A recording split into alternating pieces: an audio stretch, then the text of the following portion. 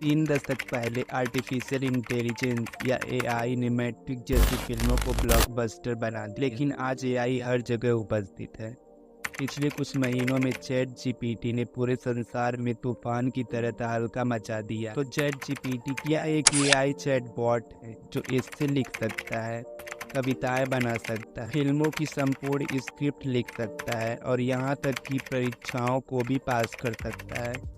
वास्तव में यह नियंत्रण से इतना बाहर हो गया है कि चैट जीपीटी के निर्माता सैम ऑल्टमैन चाहते हैं कि हम इसे रेगुलेट करें। एआई कितना पावरफुल है, हम इसे कैसे कंट्रोल कर सकते हैं, या हम इसे नियंत्रित कर भी सकते हैं या नहीं, हमें इसकी चिंता क्यों करनी चाहिए। हेलो एंड वेलकम, मैं आकाश साहनी और इस वीडियो में हम एआई के खतरे के बारे में विस्तार से चर्चा करें। जब आपको एआई के बारे में बताया जाता है तो आप कुछ रोबोट्स और चैट जीपीटी के बारे में सोच सकते हैं, लेकिन ये आपके जीवन में एकमात्र एआई नहीं है। वास्तव में एआई हमारे चारों ओर विद्यमान। हम गूगल मैप का इस्तेमाल करते हैं, वह एआई है। सीरी और एलेक्सा को कमांड देते हैं, वह भी एआई। हम अपने फ़ोन को अनलॉक करने के लिए फेस आईडी का उपयोग करते हैं, वह भी एआई है। यूट्यूब एल्गोरिदम जो इस वीडियो को आपके फीड पर पॉपअप कर रहा है, वह भी आर्टिफिशियल इंटेलिजेंस। जैसा कि मैंने कहा, यह सभी जगह उपस्थित है।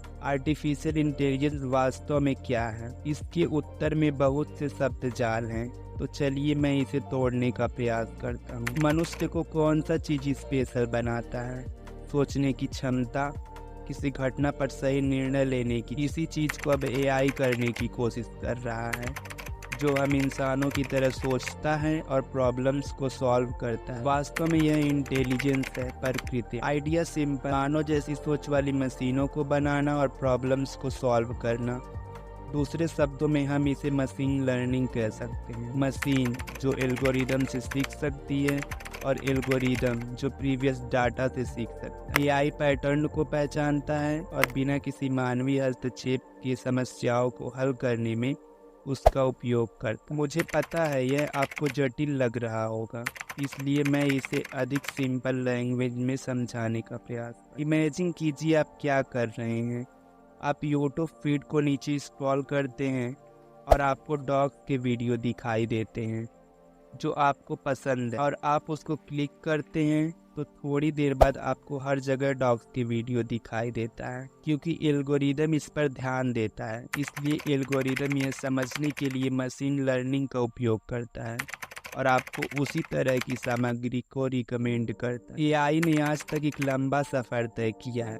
कंप्यूटर ने आज शतरंज में इंसानों को हरा दिया। आज हम एआई को मोटे तौर पर 3 भागों में विभक्त कर सकते हैं। फर्स्ट, आर्टिफिशियल नैरो इंटेलिजेंस, जहाँ सिस्टम को एक कार्य दिया जाता है और वह उसको पूरा करता है, जैसे appliances, self driving cars, streaming app और यहाँ तक कि हेल्थ केयर में। दिस इज सिंपल, हम मशीन को एक टास्क देते हैं और उसे वह पूरा कर। आर्टिफिशियल इंटेलिजेंस का यह प्रारंभिक चरण। दूसरा चरण, आर्टिफिशियल जनरल इंटेलिजेंस। यह एआई का वह रूप है जो मनुष्यों से प्रतिस्पर्धा कर सकता है।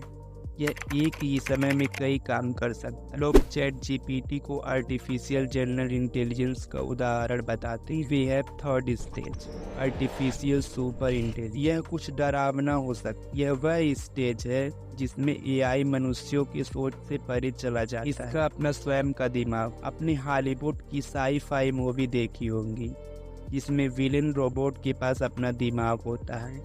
यह वही चरण है। आज तक हमने इसे टर्मिनेट करने की बात नहीं की है, लेकिन एआई के वर्तमान स्वरूप ने कई सवाल खड़े कर दिए हैं कि क्या एआई नैतिक है, क्या यह हाथ से बाहर जा रहा है, और क्या हमने इसे नियंत्रित करने में देर कर दिया है। मार्च 2023 में टेक के कुछ प्रसिद्ध दिग्गजों ने एक पत्र लिखा, इसमें टेस्ला के सीईओ एलन मस्क और एप्पल के संस्थापक स्टीव वोजनियाक जैसे लोग शामिल थे। उन्होंने विश्व नेताओं से 6 महीने के लिए एआई के विकास को रोकने के लिए कहा था। मैं उस पत्र के कुछ पंक्तियों को पढ़कर बताता हूँ।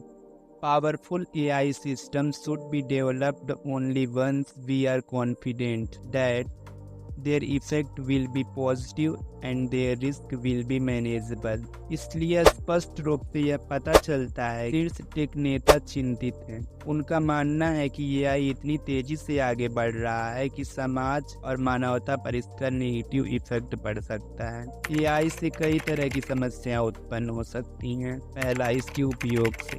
हम फेस रिकॉग्निशन का उपयोग अपने फ़ोन को अनलॉक करने के लिए करते हैं।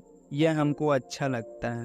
क्या हो अगर इसका उपयोग जासूसी के लिए किया जाए? कुछ देश इसका उपयोग अपने नागरिकों की जासूसी के लिए करते हैं और कुछ देश इसका उपयोग नस्लीय प्रोफाइलिंग के लिए करते हैं, जैसे चीन। वह एआई का प्रयोग वीगर मुसलमानों की निगरानी के लिए करता है। दूसरी समस्या है पक्षपात। एआई किसी एक व्यक्ति की ओर बायस्ड हो सकता है। क्या आप एक मशीन से उम्मीद करेंगे कि वह तटस्थ होगा? नहीं, क्योंकि हम मनुष्य ही पक्षपाती होते हैं, तो हम तटस्थ मशीनें कैसे बना सकते हैं? इसलिए हमारे द्वारा बनाई गई मशीनें भी बायस्ड होंगी। वास्तव में एआई समाज में मौजूद पक्षपातपूर्ण व्यवहार को और अधिक बढ़ा देगा। एआई उतना ही अच्छा होता है जितना डेटा उसमें फीड किया जाता है। यदि डेटा बायस्ड हो तो मशीन भी बायस्ड होगी। तीसरी समस्या है लीथल मिस्टेक। मनुष्य बहुत सी गलतियां करता है और मशीनें भी। क्या हो जब यह गलती जीवन के लिए खतरा हो जाए? क्या हो जब सेल्फ ड्राइविंग कार किसी इंसान को मार दे? तो आप किसे दोषी मानेंगे, कार को या कार के एल्गोरिदम को बनाने वाले व्यक्ति को? क्या हो अगर यह खतरा और अधिक बड़ा हो? मैं बात कर रहा हूँ किलर रोबोट का। ये लक्ष्य को पहचान करने और बिना किसी मानवीय सहायता के टारगेट को समाप्त करने में सक्षम होते हैं। हम अभी तक उस स्थिति में नहीं पहुंचे हैं, लेकिन यह ज़्यादा दूर नहीं है।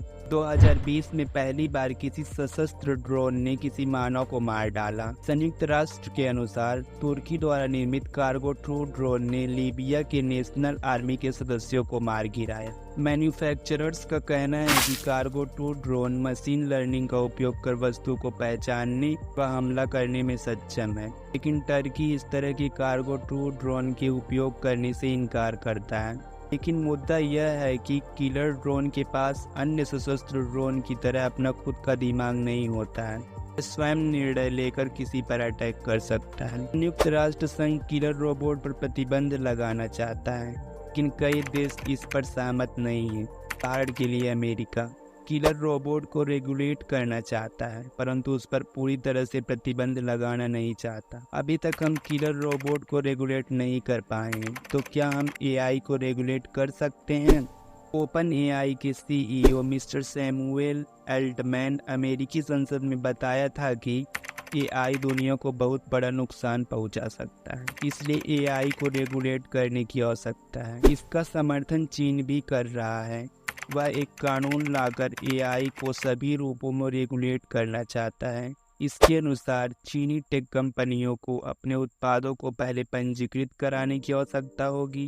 पहले यह सुरक्षा मूल्यांकन से गुजरेंगी। हम यह अच्छी तरह से जानते हैं कि चीन हर चीज़ों को रेगुलेट करने के लिए तैयार रहता है, यहाँ तक कि मानवाधिकारों को भी। यूरोपीय संघ भी एआई को अधिनियमित करने पर काम कर रहा है।